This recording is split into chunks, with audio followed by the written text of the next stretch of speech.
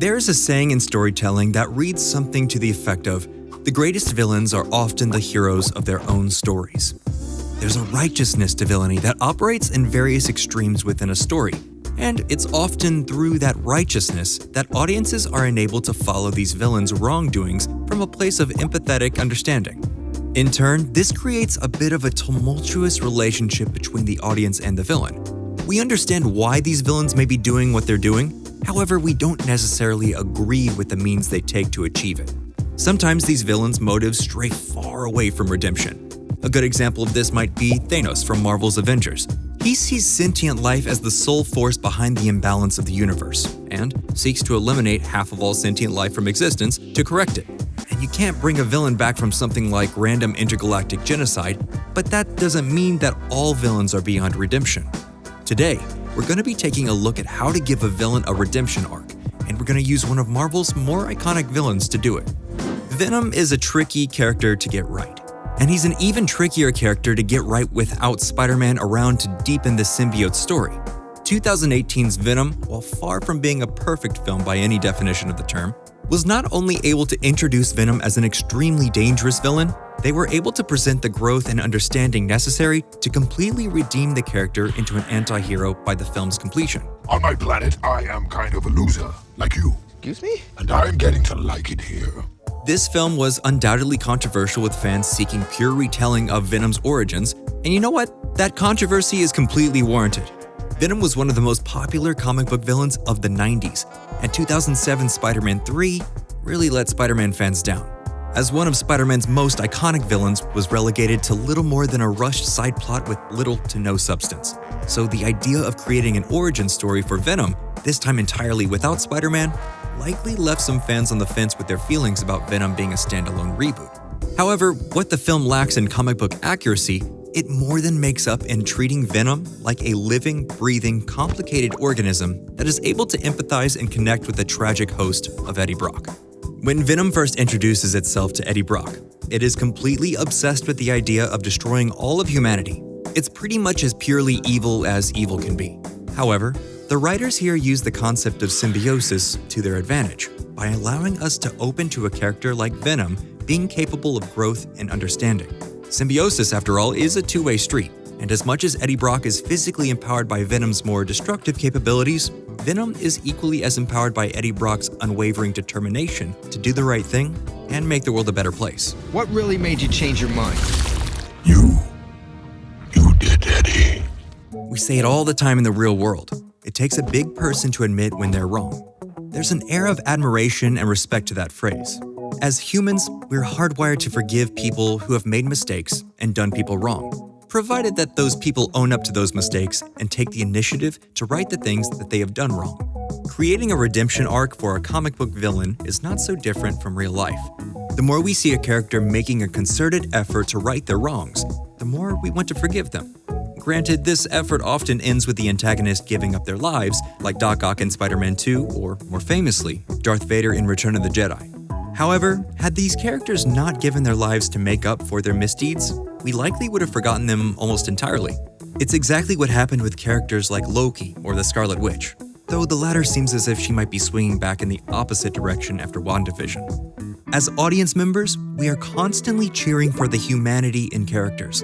Oddly enough, another thing that makes Venom so impressive is that we are consistently rooting for a character's humanity, despite that character being one of the farthest things away from humanity that you could possibly imagine. Venom is a sentient amalgamation of parasitic alien cells, but by the end of Venom, we are actively rooting for the symbiote to thwart its own plans to save the day.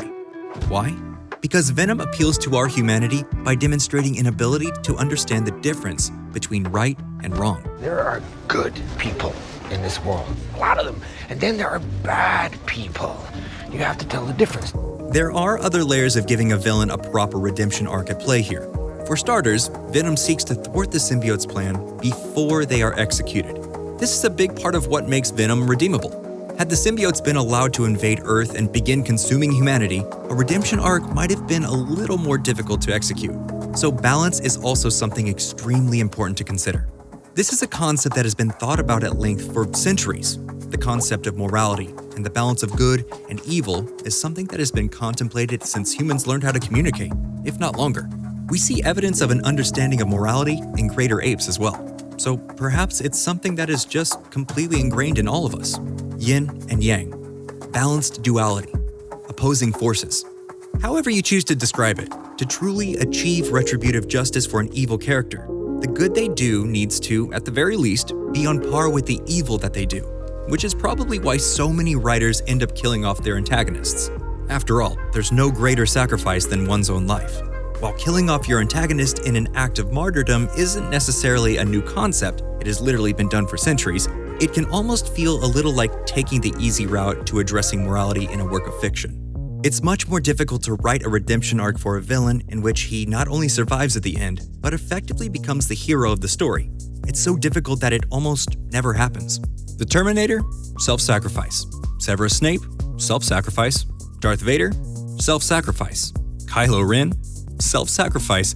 Even Loki ends up self-sacrificing. It's very seldom that a villain survives their redemption arc.